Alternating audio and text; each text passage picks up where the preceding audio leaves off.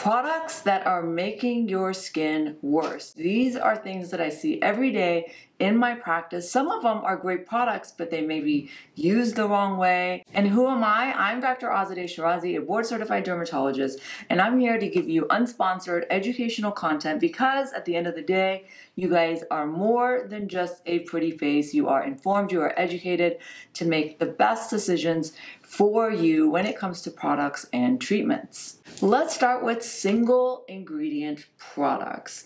Now, if you know me, you know that I am a fan of comprehensive products. Why use single ingredient products when you can use a product with multiple ingredients that work well together?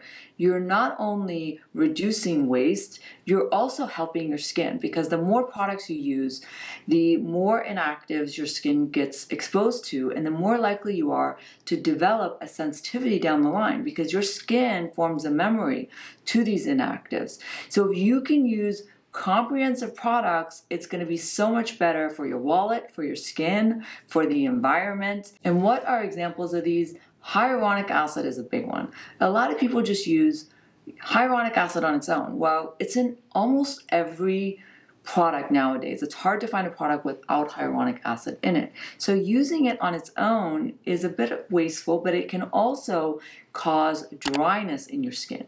Because hyaluronic acid needs water, it has high affinity for binding and attracting to water 1,000 times its weight. So if there's not enough water around in the environment on your skin, because all the other products that have hyaluronic acid have used up all the moisture on your skin and in the environment, then where is it gonna look for moisture? It's gonna start looking for moisture deep in your skin cells. So hyaluronic acid, if it's overused, it can actually dry out your skin. And low molecular hyaluronic acid, which is like hydrolyzed hyaluronic acid, because hyaluronic acid is a big molecule, a lot of times you have to break it down into smaller, fragments, and that can make it pro-inflammatory. So a lot of hyaluronic acid products actually cause irritation in the skin. So be cautious of overusing hyaluronic acid in your skincare regimen. Another example is niacinamide. Niacinamide, in my opinion, should not be a single ingredient in a specific product, and it should really be at about 5% or less. It is more of an adjunct ingredient. It is not a single product ingredient. It's designed to be formulated with other skincare actives as a supportive ingredient. It's like acting, right? So you have actors that are in supportive roles, and then you have the main character. You can't have too many main characters, main actors in a skincare regimen. You have to have some that are just in supportive roles. And hyaluronic acid and niacinamide, these are ingredients that should be in supportive roles, not in a product on its own. I see a lot of patients break out from niacinamide, 15%, 20%, and there's studies that show higher percentage of niacinamide could cause irritation, and you may not get that much more benefit by going to higher percentages. Number 2, physical scrubs. I have never been a fan of this, not for acne, not for patients that are a little bit older, because they can be really harsh on the skin. And the problem with scrubs is the particles can be of different sizes, and that friction and rubbing on the skin is not great. One, if you have acne, because friction, rubbing, that physical exfoliation can actually make acne worse. If you have thin skin, so what people call mature skin, it can actually cause little micro tears in the skin. And if you're prone to forming broken capillaries, like little red blotches, little veins on the skin, it can actually bring out more of those broken capillaries and contribute to redness and rosacea. So I'm not a huge fan of them. I get it. It does bring instant gratification, meaning that physical exfoliants you scrub off that dead skin and boom, you've got smooth skin, as opposed to chemical exfoliants, which are like glycolic and salicylic acid. Those you have to use for a period of time to start to see the effects. You don't get that immediate satisfaction with chemical exfoliants. But nevertheless, I'm not a huge fan because on the face, they can cause a lot of problems. There's also a lot of inconsistency in the particle size. So use them on your heels, use them on your elbows, use them on skin that's a little bit thicker and tougher, and you don't worry as much about the potential, damage from the friction and rubbing. Number 3, products with a lot of fragrances and dyes. Don't get me wrong, I don't mind a little bit of fragrance in your cleanser, for example, is fine. But if you're using a lot of products that have a color to them, let's say they are purple and pink and blue, and that means that they have dyes and they have these fragrant smell to them. And I get it, it smells good, so it makes the whole skincare routine experience very fun and luxurious and just elevates it. But your skin does not think so, okay? That's because fragrance is a major skin sensitizer, meaning that over time, again, the more exposure your skin gets to fragrance, the more likely it is to form a memory to it and eventually start to react to it. And so I see patients in my office and they've been using these fragrant, they smell amazing skincare products, and boom, all of a sudden they're getting rashes, their eyelids are swollen, and they can't figure out what it is.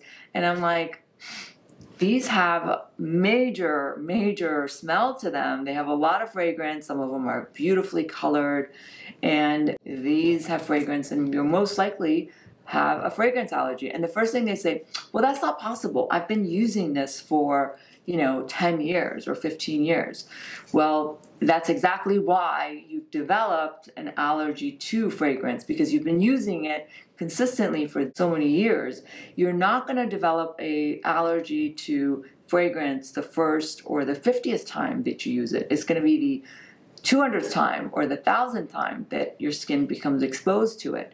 It's kind of like poison ivy. Nobody's allergic to poison ivy the very first exposure. It's usually subsequent exposures, and same for this type of skin allergy. So be very cautious of how much exposure you are allowing your skin to get to fragrances and dyes. Again, if it's a cleanser, you're putting it on, you're washing it off, it's not staying on your skin. But if you're using a lot of products, hand cream that's fragrant, perfume on your neck and wrist every day of your life, that is a lot of exposure over time. And I'm not saying everybody develops a fragrance allergy, but it is one of the main sensitizing ingredients in skincare. So you just have to watch out so you're not overexposing your skin, because remember, fragrance is also in our shampoos and our body washes and in our laundry detergent. So all these things add up over time, so be cautious. Number 4, pimple patches. Do not get me wrong, don't attack me yet. I love pimple patches when they are used the right way. I see a lot of acne patients in my office, and they come in and they are sleeping with pimple patches overnight, and they're reapplying another one that they keep on all day. And the only thing I can think of is, we sweat, we perspire, moisture and gunk kind of gets accumulated behind that pimple patch over time, over several hours. Things start to grow. So you don't want to occlude the skin with a pimple patch for hours and hours and hours on end, because you start to macerate the skin and you start to allow organisms to grow under that occlusion. Pimple patches are really wound healing dressings, if you think about it. They are not acne treatment. So if you picked out a pimple and it's oozing and it's bleeding, yes, cover it with a pimple patch for an hour, 2 hours, not 20 hours, okay? Because that is a little excessive. And that is when we start to run into problems, or people use it on, those pustules, or, the inflammatory acne that it gets covered for hours and hours on end. So you really don't want to do that. You want to cover it for short periods of time. Make sure you're using it on pimples or, areas of the skin that is appropriate for the pimple patches. Remember, they are wound dressings and not acne treatments. And if you're going to wear them, make sure you change them frequently and you allow the skin to air out so that the skin is not covered all the time. Number 5, essential oils. I know I have a lot of patients that love their lavender oil, their peppermint oils. I don't have a problem with them if you're putting them like in aromatherapy maybe, or if you're applying them to your wrist, but don't put them on your face. They cause a reaction called contact dermatitis, and I've seen pretty significant burns from them. If you are going to use them anywhere on the skin, they should really be diluted down with a carrier oil. But again, oils in general, the consistency and the quality of them vary. And the problem with them is because they're natural and they're sitting in a bottle, their composition actually changes over time. So what you had when you first opened the oil from a month later is going to be different than a few months after that. But I can tell you they are another sensitizing ingredient, and you really have to be careful because they can cause swelling, they can cause redness, peeling skin, and they can make acne worse. So I'm not a huge fan of essential oils. I see a lot of problems with them.